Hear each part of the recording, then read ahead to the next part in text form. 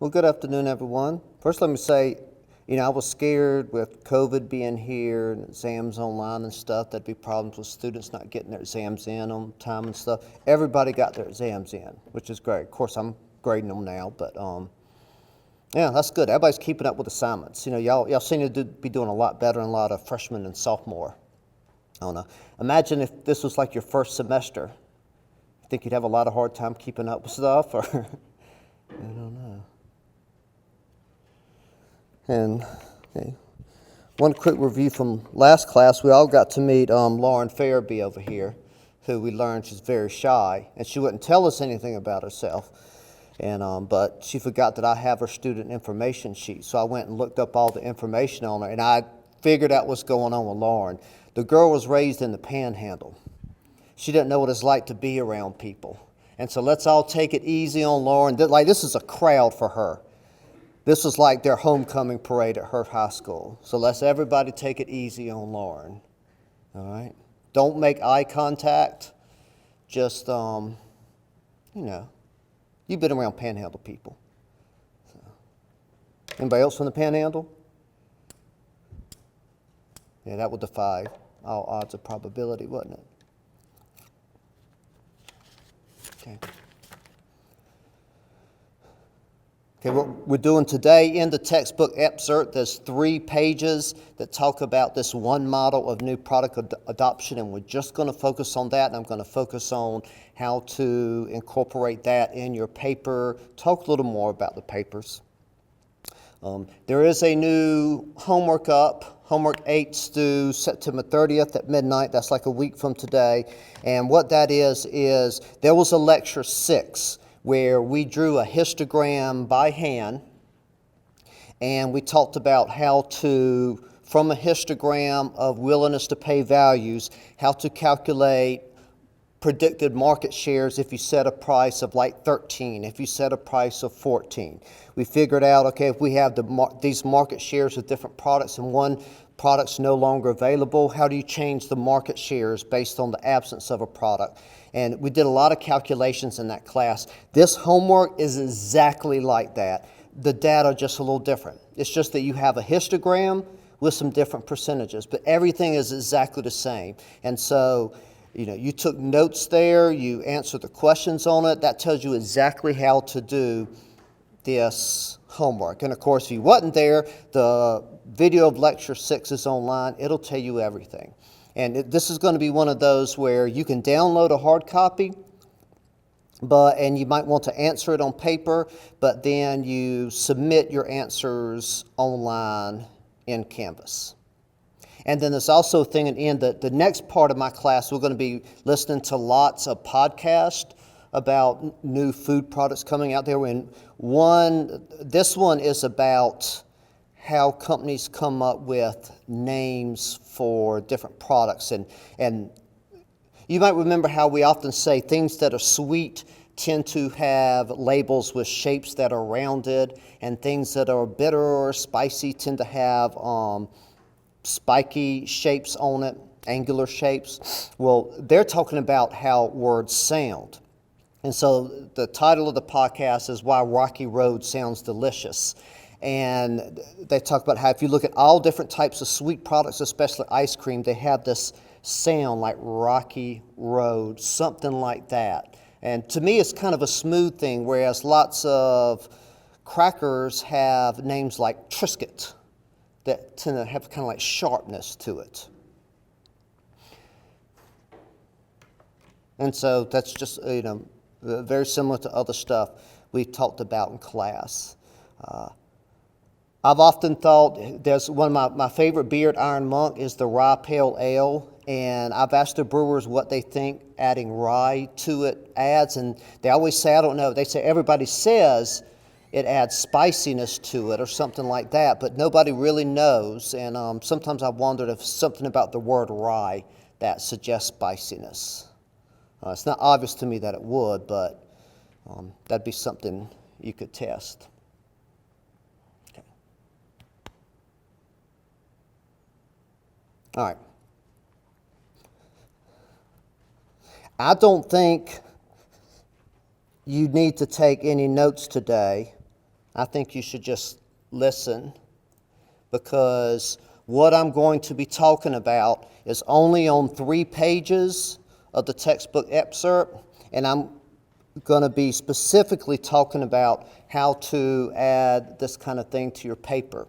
And so remember from the last class we had before the exam that we started talking about the paper, and some things we've said that we'd like to see in the paper is we want lots of sections with subsections, organization that makes it easy to read, that we like figures and diagrams, and we came up with some suggestions for an outline. We said, like, you could have an intro, your prototype description, your recommended research protocol, which includes your research objectives, recommended research methods for each objective, and further considerations. And we spent time talking about each section, taking some of your specific products that you're going to do on your project, talking about how you would do that. That's what we're doing here. So I'm saying there's another thing I'd like to see in your paper. It's this model we're going to talk about, and the model's kind of obvious, but I'm going to specifically talk about how you can incorporate it into your paper. And so today's going to be kind of shorter lecture than usual. Okay. There's this thing called a Nielsen's 12 Factors for Product Success model. Have you ever heard of the Nielsen's company? Is this something you think of when you hear that? Okay. Well, you know, I don't. Things are different now because you have Netflix and stuff. But it used to be when all TV was just on the regular old-fashioned TV, the ratings were a big thing. Like, all shows had their best shows on when these ratings were going to be measured. And there was one company that did all the ratings. It was the Nielsen company. And our family was involved at one point. So what happens if you agreed to be part of it, they would send you something in the mail, and it would be like a little schedule. And every time you watched a program, you would indicate what it was, like what channel it was, and what times you watched it, that kind of thing, and you mailed it back. And that's how they figured out, like, what was the most popular shows. And, you know, this was, you know, when things went through the airways, you had cable TV, but it wasn't able to send information back. Like now, Netflix knows when you're watching. They even suspect when you're not watching, right? They know when you've fallen asleep. And, well, it didn't used to be like that. So Nielsen was a company who was involved in ratings, but they do a lot of other stuff, too. You know how when you go to the grocery store, and if you're a member of, like, their benefits club, and you have a barcode and they sign you in at the checkout counter? Well, what they're doing is they're tracking what you buy, and they're selling that information on you and your purchases to the Nielsen company, and then other companies can go buy that information to study consumer preferences, to figure out. So say if they want to know what people 18 to 22 years of age who are in college are buying, they can go to Nielsen Company, buy the data that has things like your purchases in it. I bought some data from them before. It doesn't have like your name on it or anything. It just says like for this demographic, this many items were purchased at this store in this time period. Well, Nielsen also does a lot of consulting about new products. And so when companies are trying to come out with a new product and they want someone to help them evaluate it, do consumer preference research, Nielsen is a big company for this. So they do the kind of things that we're talking about throughout all the class. And one time a professional from the Cargill company, Cargill being a huge meat firm, she came to talk about how they evaluate new products that they're selling. So they had these food kits they were trying to put together, and they were trying to target the Latino consumers. And she was talking about what kind of research they did. You know, they did surveys, they did focus groups, they even sent the food home with people and let them try it and give them feedback. And when it came to how they put that information together, this model we're going to talk about was the big thing. It was the big concept they use, and most big firms at least use this model now, and so it's a really good thing for us to study. And so I want you to have it in your paper. When in a normal class, when I can have you here and give you like a 10-minute quiz before class, I would usually have the students, there'd be a big quiz, and I'd say what you got to do is you got to outline the model from memory, because I wanted people to memorize it one time. But we can't really do that now, so I'm devising this paper so you can incorporate it in your paper. So what I'm wanting is, in your paper, I want an original figure of the model that I'm going to show you. And there's a model in the textbook excerpt. So I don't want you to copy and paste my figure. I want you to do the figure in your own style, however it is. Because if I make you make a figure of it, it's a way for you to learn it better. And I want you to reference the model throughout. And for instance, we can use the model to describe the prototype, what it is. It can help you defend the aspects of the prototype you're going to talk about in your paper, helps you set up the paper. It'll help you set your research objectives. And another good thing, it's going to really help you learn marketing jargon, which is just like, when you take accounting courses, you learn the accounting jargon. The reason we have this model is to learn the marketing jargon. Okay. So what is this model? This is the model over here, but I'm going to talk about it in the context of this product. And this is a product that we focused on in last class, in last year. Last year, we had, actually we ended up doing tea, but I'm going to talk about it like we did beer because that's what's described in the textbook excerpt. But there's this thing called elderflowers. Has anybody had elderberry something before? Elderberry extract? Sometimes they give it to you in school for colds and stuff. But I drink elderflower tea a lot. So there's an elder plant. It can grow anywhere, even the panhandle. You can basically cut a stick off of it when it's dormant, stick it in the ground, and then a new shrub will pop up. And I have them all over my yard. The berries are poisonous if you eat them before they're ripe. But I take the flowers and I use them to make tea, and I like it a lot. And I had Iron Monk actually make a beer with it. And so instead of using hops as like a flavoring for the beer, we used elderflowers. And what we did was we did have taste tests and stuff, but what we were mainly doing, we conducted actual focus groups to taste it, tell us what they thought, and to tell us about the label. And this was the label I came up with. Now, I thought this label was brilliant. I mean, I spent like a whole day on this. I thought it was just, I thought marketing firms would scoop me up. And focus groups, people hated it. But this is what I was thinking with this. So, elderflowers. When I did a little research with it, well, first off, this is a product that isn't known by very many people. And so it has a novelty to it. And in the craft beer, there's tons of different beers, and you don't hardly ever, I've never seen an elderflower beer. So I was searching for something novel. And when I did a little history, I found out that the Celts, so, Western Europe, when the Romans conquered what's modern-day France, they conquered the Gauls. Well, those are just a Celt tribe. And people who lived in England, Scotland, Ireland, they were different forms of Celts too. Let's see, what was it? Galatians, so Galatians, the book of Galatians, that region started off as Celts. So these are people before, they didn't have written language or anything like that, but they had a whole different religion, and there was a elderflower god, and her name was Heidelmore. And you had to ask her permission before you could get her flowers and stuff. So when I saw that history, I thought that might be a good way of kind of marketing something interesting. And so I used, so I've got Heidelmore ale, and ale infused with elderflowers. I use, that's like the one form of the Celtic language. And this is what the elderflower looks like, and I made it in the shape of a lady. And in the focus groups, did y'all even notice it was a lady? Yeah, see, I thought it was obvious because I made it, but in focus groups, they didn't even notice it was a lady. And, and so that's one way focus groups can be useful. I put together this thing. I thought it was great. People are going to see, wow, it's a lady and it's elderflowers. But people didn't even notice there was a girl there. And these are what some of the leaves look like. And I have here, Hydamore was a Celtic goddess who lived in elder trees.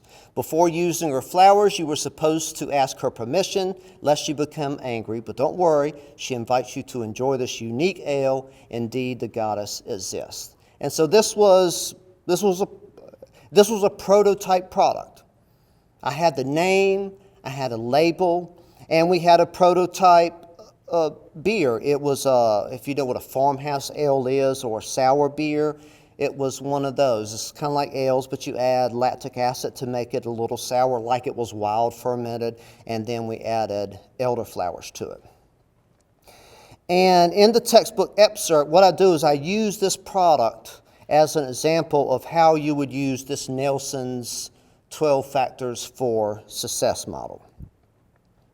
And so that's the context in which I'm going to discuss it, and I'm going to take out some of your projects to talk about how you can incorporate it in your paper. I think it's going to be very easy. I think it's actually going to really help you write your paper. It's going to give you words to add so you feel like you're communicating to me that you learn things. It'll help you. You always want link to it, right? That's the thing y'all are most cared about. That'll really help you.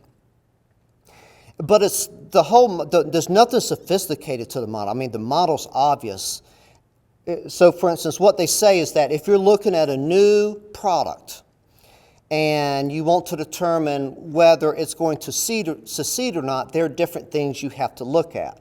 And if this is hard to read, don't worry. We're going to be zooming into certain parts of it in a minute. But they say it needs salience, meaning like has to get people's attention. Your message has to connect. Well, that's obvious, right? Attraction, it's got to be relevant. They have to like it. Of course they do. It has to, any downsize has to be acceptable. The point of purchase, they have to be able to find it. The cost can't be too high. And for it to really be successful, it can't just sell good in the first week. It has to have endurance. So this is really obvious stuff. And you don't need to go to college to know that these things matter. But what this does is it gives you a specific list that everybody in the industry uses. And it's a way of double checking to make sure you've thought of everything. Or in some cases for your paper, you can use it to say, for these reasons, I'm going to focus on this stuff, but not this stuff. And so that's a way for you to not have to do everything. So you can say, I'm focusing on these specific things because I think it's the most important. But of course, I'm a research professional. I know there are these other things. You're not paying me to do everything. These are some other things that I'm leaving out. And by saying that, you're telling them you know that it's there. That you're not leaving it out just because you don't know any better.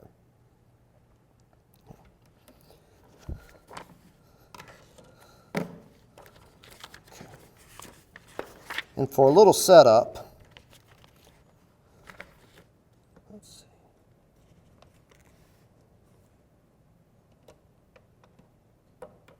Well, let me just do it like this. So what I'm going to do is I'm going to just take a couple things at a time and talk about them. The first thing is we have salience and communication. So salience is like what is distinct, what is unique, what's noticeable. For like ag business students, what's salient about y'all is no matter whether you're math geniuses or not, you have decent number crunching skills, you can do things in Excel, and you know some things about accounting. That's salient about y'all. For this ale, what I have here is I'm saying, okay, for salience, we know it has to have a distinct proposition, offer true innovation. This is a new product, so it has to have something unique to it. And that unique thing can be, it's just a lower price. There's nothing wrong with that. Like if you're one of the people who's doing a project where you're saying, I'm selling a generic option at a lower price, you can say, for this, like distinct proposition, attention getting, you can say, no, I'm not trying to do that. I'm trying to sell something that's already familiar, but sell it at a lower cost. But by doing that, you're saying, I know that this is one part of the model, but for my product, it doesn't matter for me. And what I have here for distinct proposition and attention getting, I have here I now do them in form of questions. Questions I need to ask to see if these elderflower ales will be successful. Are elderflower ales sufficiently rare for the beer to be unique, and does this uniqueness evoke attention?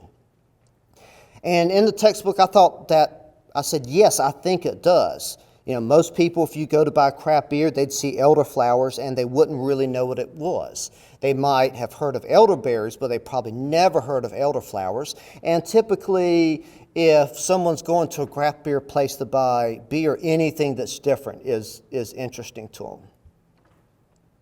And so for this, if my product was this Heidelmore ale, and I'm trying to talk about what we should research and what we shouldn't, I might want to say we don't need to research that, the salience, because my experience, my common sense tells me this has salience. We should focus on other things. You don't need to waste your money on things that you kind of already know it's going to be true. And then we have communication, message communication, land your message, clear, concise message, communicate with focus.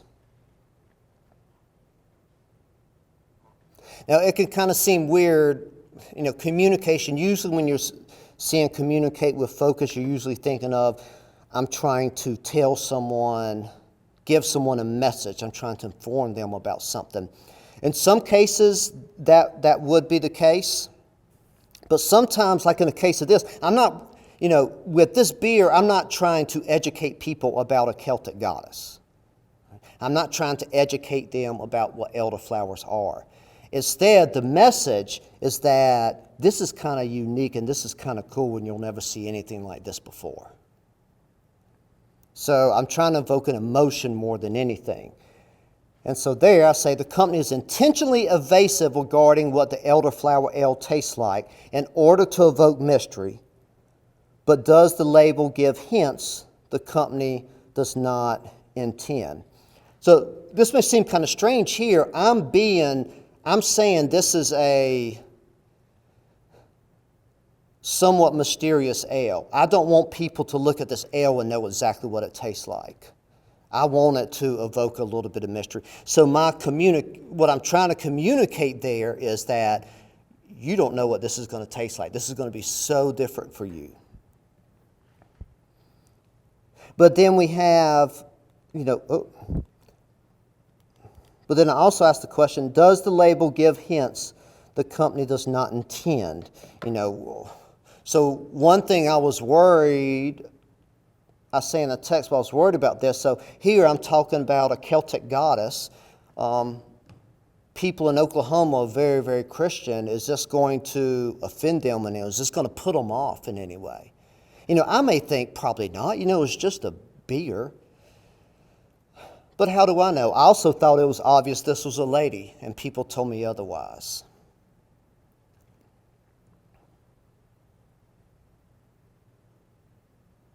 And I thought that adding these letters here would kind of create that little mystery. Because, when I see that, I kind of know it's something like a rune, ancient language. But in the focus groups, other people looked at it and they were like, I have no idea what this is. This is stupid. That was kind of some of their reaction to it. So some people might have looked at this and say, this isn't telling me anything. It's just confusing me and now I'm annoyed. I'm definitely not going to buy it now. So let's take someone's product.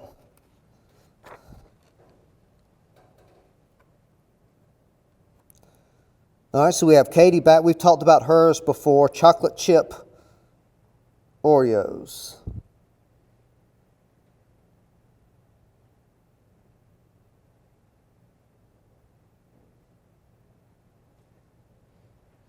So it's an Oreo cookie encased in a chocolate chip cookie, right?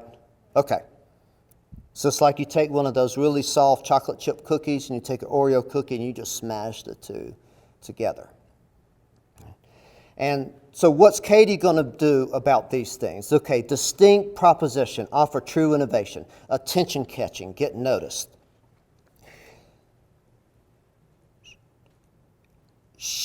I'm guessing Katie can say, people know what a chocolate chip cookie is. People know what an Oreo cookie is. You smash the two together and sell it as one. That's going to be distinct. I've never seen that before. We don't need a focus group to ask people whether they've had anything like this before. Do we need to ask people whether it's attention catching? I don't really think so. Someone likes the idea of the combo together, then it's going to catch their attention. And so, Katie, you can say in regards to salience, we're assuming the prototype already has salience. We're confident that the prototype has salience. No research needs to be done into this. So right away, you can see how you're starting to fill the paper with things you're not even going to do. That helps you get length, right? And you don't want to spend a lot of time talking about stuff you're not going to do.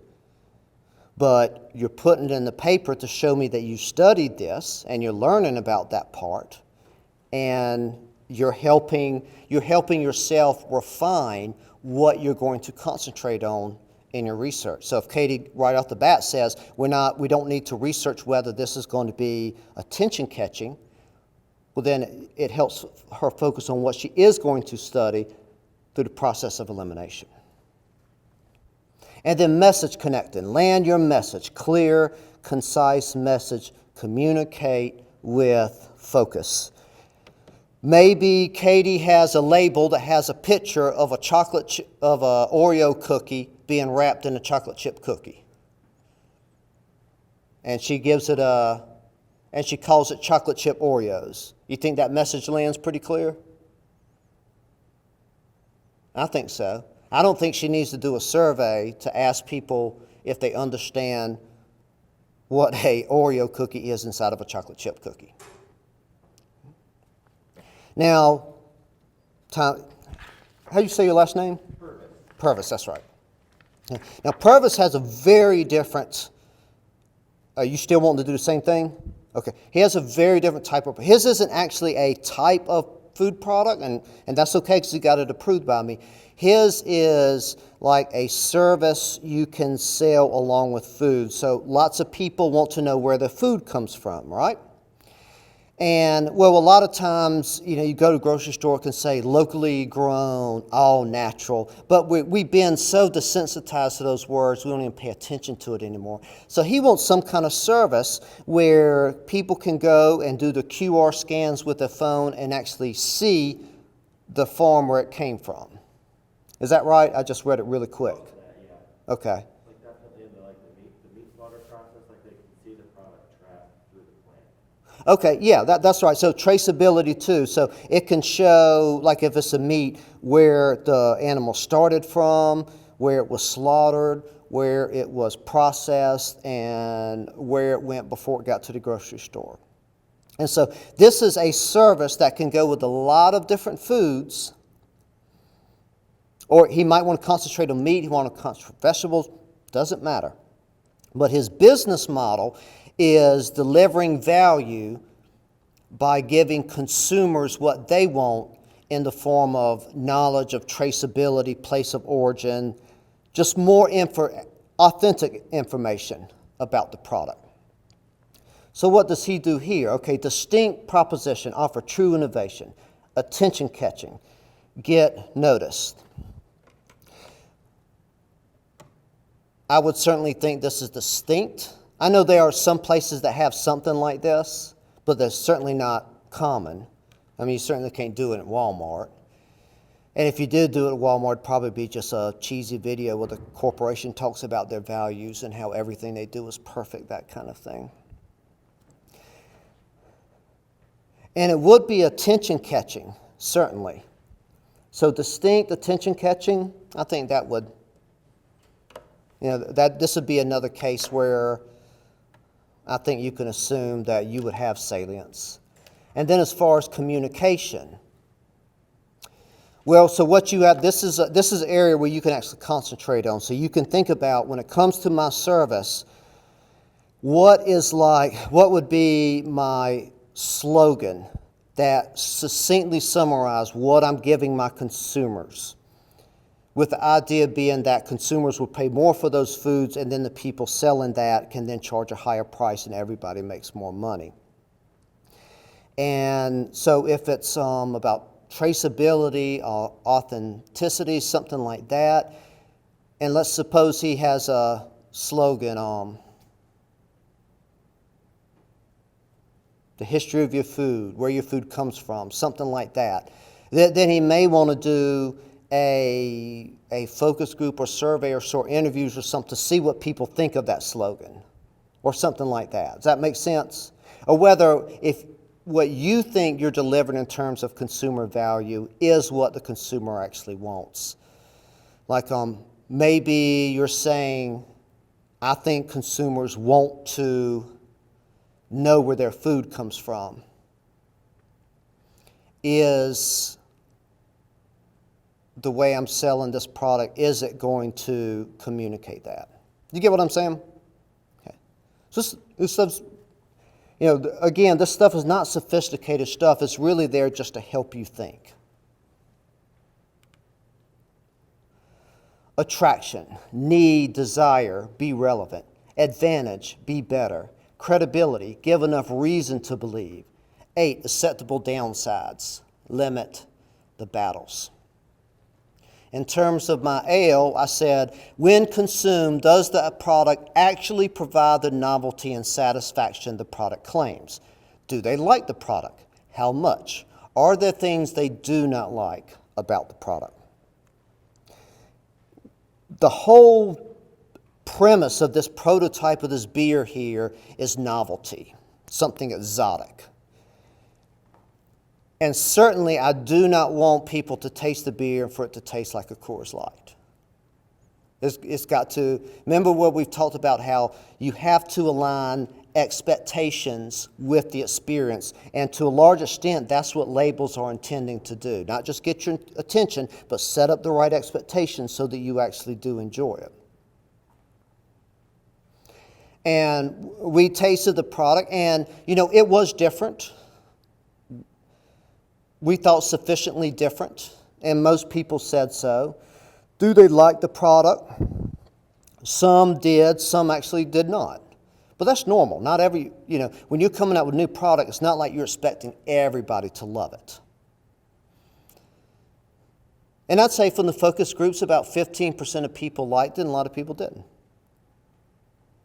because they thought it smelled funky. And actually, when we were first experimenting with elderflowers to see like what kind of aromas it had and stuff, and we made a tea from it, and I had the brewers from Iron Monk come to the tea shop, and we smelt it, and we tried to say, okay, what does this smell like? And we were all trying to, none of us really liked the aroma in that form. And then someone finally nailed it. They said, wet saddle blanket. Have you ever smelled a wet saddle blanket, like after a horse has been run and they're sweaty, or like a men's locker room? That was the smell. And we're like, so what are we going to do with this? Well, hops don't smell good either. But if you combine them with the right things, they can still taste good. And so from that smell, they decided they were going to make the farmhouse ale with it. Now, are there things they do not like about the product? Again, some people didn't like the smell. But everybody can really expound on this here. So need, desire, be relevant, advantage, be better. So is the product good? Do some people like it? Okay, so credibility. Okay, Tom, for yours, when let's say you do, one way you could research something like you're doing there is to set up a little experimental market. We do this sometimes. And so maybe we have a meat counter.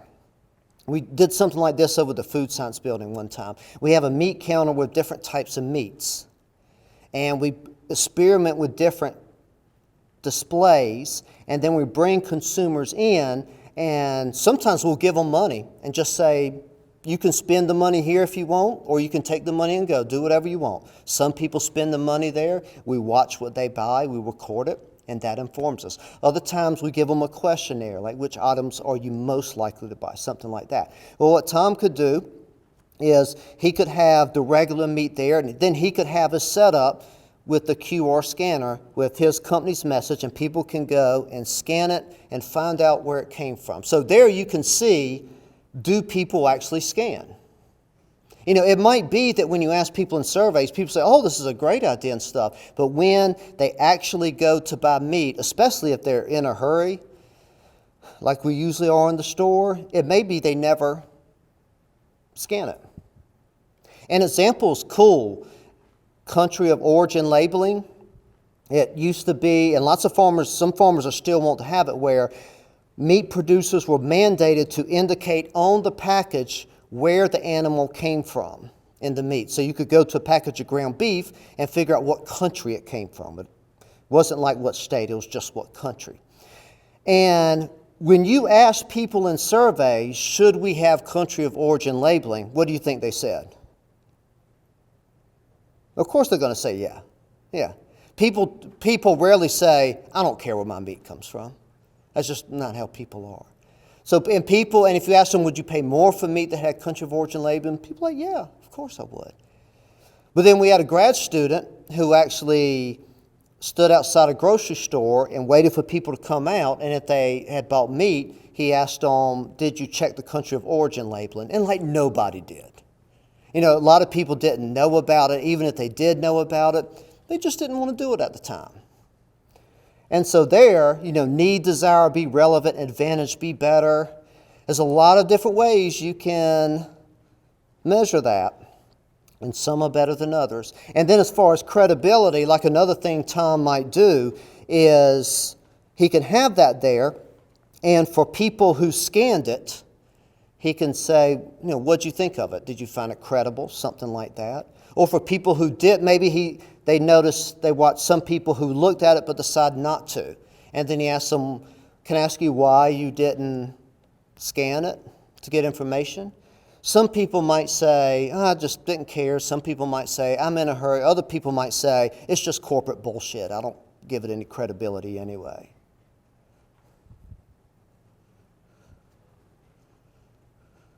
Acceptable downsides, limit the battles. I don't know if there's anything really there that y'all have. Nothing really pops out.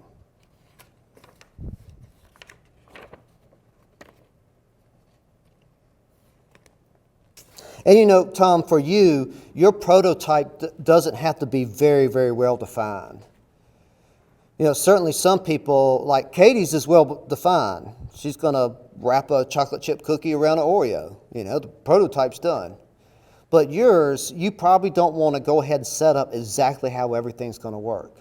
You might first say you're at the stage where we know we want to be able to deliver information to consumers at the store about, let's say, where the food came from, the transparency, and all the places it went for it came there. But you're not sure exactly what matters the most to them. So maybe you're saying, you know I want to give information to consumers, but we're unsure what matters most, what the farm was like, or how many different corporations handled the product, something like that, whether it's local or non-local. And you can say, what my research is going to do, you can say, well, right now, need, desire, advantage, be better.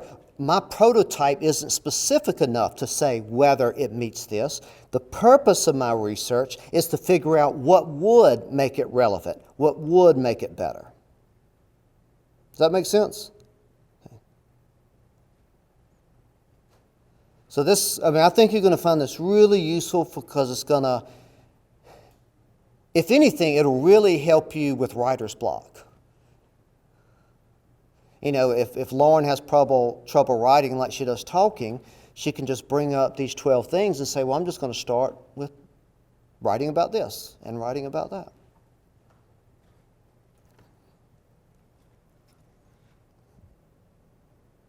Okay.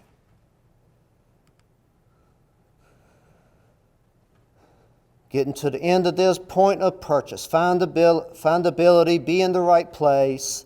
Acceptable cost, win the value equation.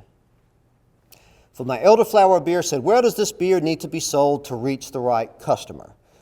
Walmart might not be the place. But then again, at Walmart, you can buy tonic water infused with elderflowers. Like if you want a gin and tonic infused with elderflowers, they have it there. So, maybe.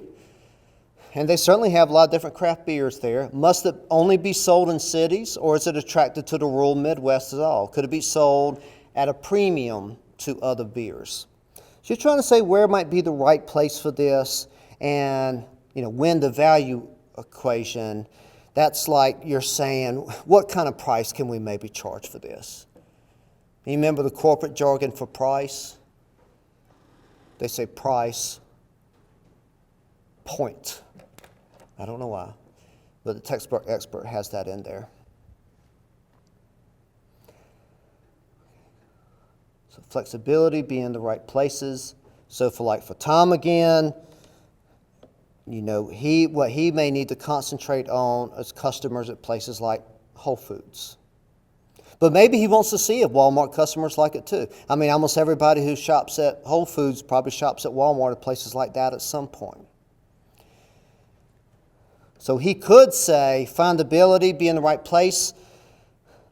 We're assuming it's sold in high-end stores. Or he can make some of his research trying to figure out exactly who actually is interested in this. What different stores could he sell it at? So for any one of these, you can bring it up and say, I'm not going to look at this because, or you can bring it up and say, this is one of my research objectives. And so maybe one of the first things you want to do is go down that list and say, let me pick 3 research objectives from here. So it'll be a good way to help you figure out those research objectives. Acceptable cost, win the value equation. Okay, Miss Deal, she's the one doing the cinnamon swirl Doritos. We had talked about that before. Most of the times with that, when you're selling just another variety of Doritos, you rarely go in and charge like a high premium relative to the other Doritos, right? Usually what you do is you're saying, this is what we sell Doritos for. This is a new variety. It'll be sold at the same price. And so when it comes to win the value equation, you can basically skip over that because. But you can say, I'm not going to look at what kind of price you can charge because different varieties of Doritos will almost always be sold at similar prices. Whereas Tom, he's really got to ask, okay, if consumers really do like information about where the food comes from, how much more do they like it? Is it they'll pay 0.2% more, or is it like 5% more? Certainly when Whole Foods started, I'm sure they did a lot of market research just in how much a certain group of people would pay for different foods, and they had to have been just astounded at some points. I mean, they sold like asparagus and water for an astronomical amount. The prices can be crazy in there for seemingly trivial things.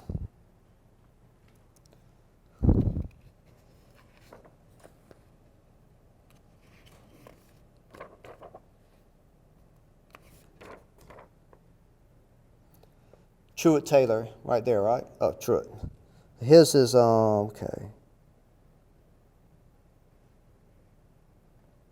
He wants a cheaper version of like stadium popcorn, fan corn. So it's like the popcorn you buy at sporting events, but his will be cheaper. And so if his main selling point is cheaper, he's got to say, okay, how much cheaper might we be talking about, and do people really care about that? Are people really responding to price, or is popcorn so cheap already that if you try to sell it cheaper, they'll kind of look at it and shun it, feeling it might be an inferior product? And of course, for that, there's a number of different ways you can evaluate that. Just like we did our stakes on that scale of willingness to buy, you can have your popcorn, other people's popcorn at different prices, and ask people how willing they are to buy it at different prices to see how they respond to price. You can use auctions and get a histogram of willingness to pay. That'll tell you. You can do the type of test market we were talking about with Tom. Tons of different ways.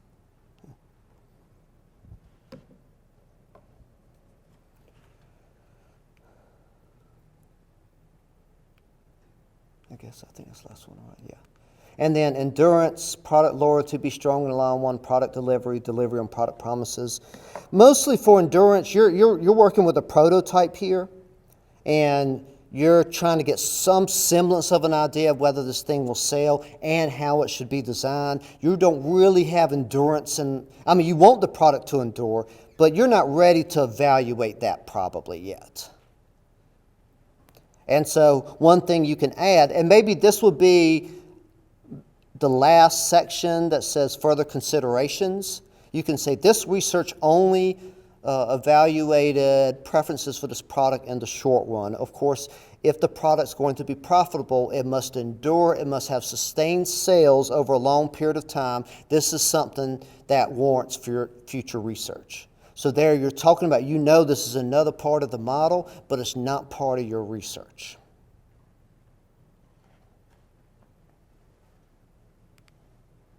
Okay.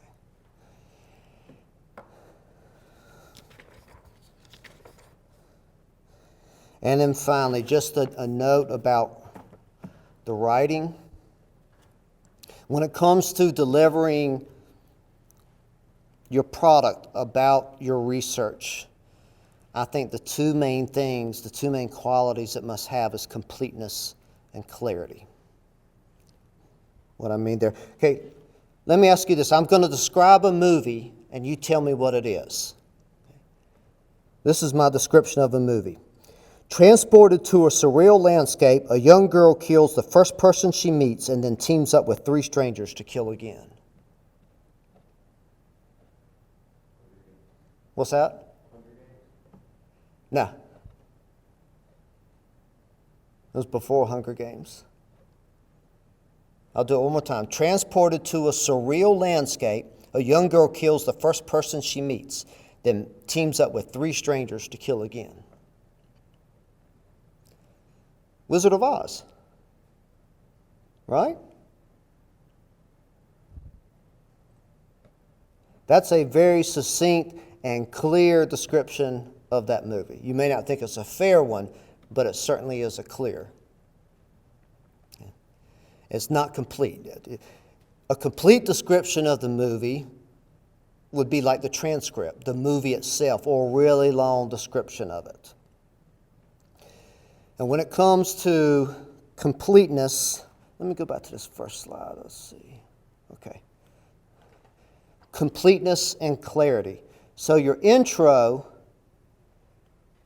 and further considerations, that's probably where you really want to focus on clarity, where someone could just read those things and get most of it. That and just peruse your different figures that you have. But you also have this other stuff, research objective, recommended research methods for each method. And you do those partly for political reasons. You are hired by a client, whether it's within your company or you're a consultant and another company is hiring you. They're hiring you to do market research. And most of the people who are going to use your research, they don't want to know a lot of details. They want you to be given just enough information to believe that you are credible and then be told what to do, what you found. That's why you're hired. And your clarity has to deliver that. So that your intro, the figures, the further considerations, you can make sure that's. You can have an executive summary in the beginning where it's clear this is for people who only want to read a little bit about it. And that's the most important part, really. This is for people who have little time. This is for people who already trust you. And of course, if you can't succinctly describe what your results are, then you haven't really thought about your paper that much and what you're saying anyway. And And the clarity there is what the company should focus on in terms of measuring food preferences and how they should focus on it, what research they should do, how it should be done. But then you always have to make sure that you exude professionalism, that you exude expertise, that your skills are unparalleled, because consultants charge an extraordinary amount of money for their services. And you're going to have competitors out there who's watching the things you do, and they're looking for any weakness to go to your client and say, you know, this person didn't do a very good job because of this. You should consider hiring us. And so most of what you would write would be the stuff that's not read by your client, but's there to demonstrate that you know what you're doing, to give you credibility, and to protect yourself. And that's what I have here. So a lot of what you write is going to be details about why you chose to focus on certain things in your food product and how you suggest they do the research, and you write it in a way that shows you really know what you're doing.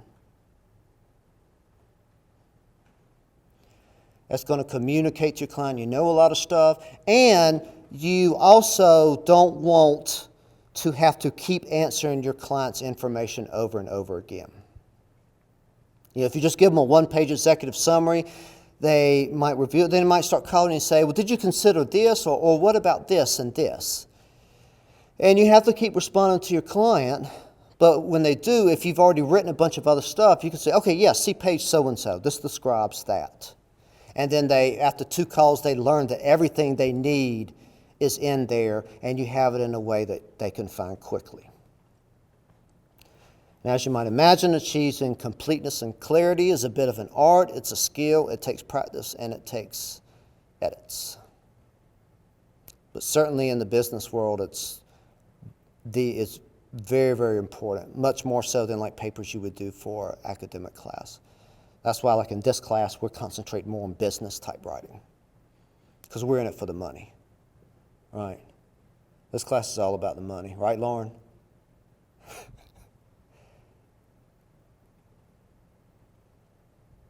Is this helpful, Tom? Yeah. Telling you how to write your paper?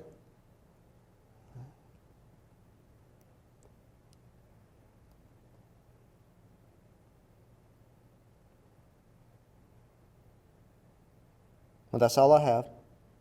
If you wanted me to pull out your project and talk about the stuff specifically with that, I can do that as well. Just come see me after class.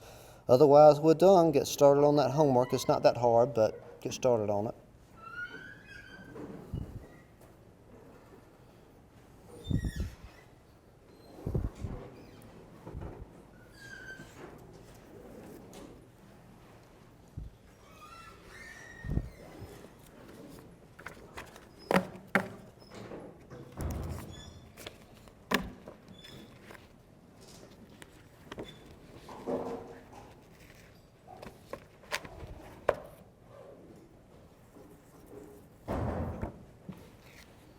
Hi, Lauren.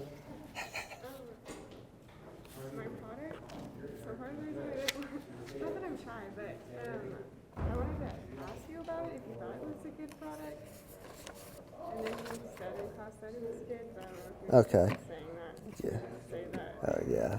I'm not going to tell you it's bad in class, yeah. Yeah. Well, I love the buffalo wing flavor, so that's... Okay. Your product, it does nothing, it's fine.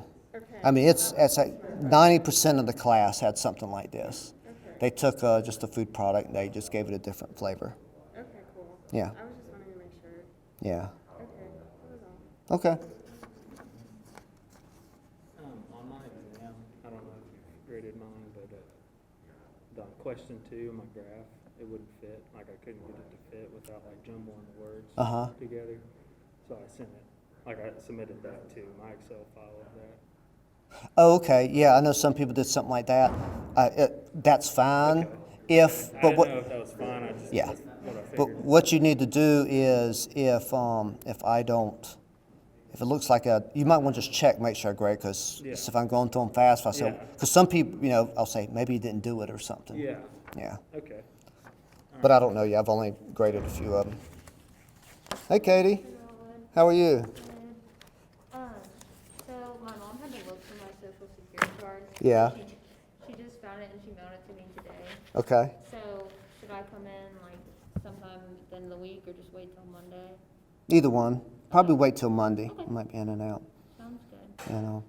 And I went ahead and dug up all the tomatoes and everything because I didn't want to mess with it anymore. Okay. But there's other stuff we can do. Are you going back to Our Daily Bread? I volunteered yesterday. Okay. First time since Okay. 14.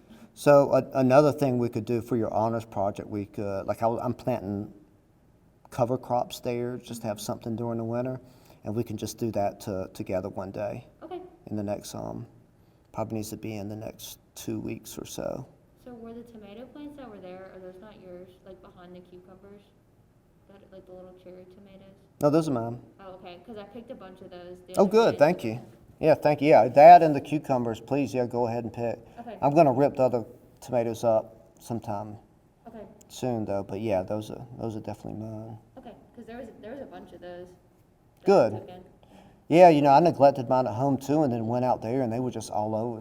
Like, it's like they grew better once I wasn't looking at them every day. Yeah, I weeded a little bit too, so I don't know. Okay, good. And if you want to do if you have time, we'll do some other working stuff. I've got like those other watermelon plants I need to Yeah. get up and everything. Whatever you need done, I'm there Okay. quite a bit, so. Well, we could, if you wanted to, we could go there Friday morning. I could show you some. Or maybe let's do next week. I'm kind of busy this week. We can do some stuff next week. Okay, That sounds good. that sounds good. Okay. All right, thank you. Mm-hmm.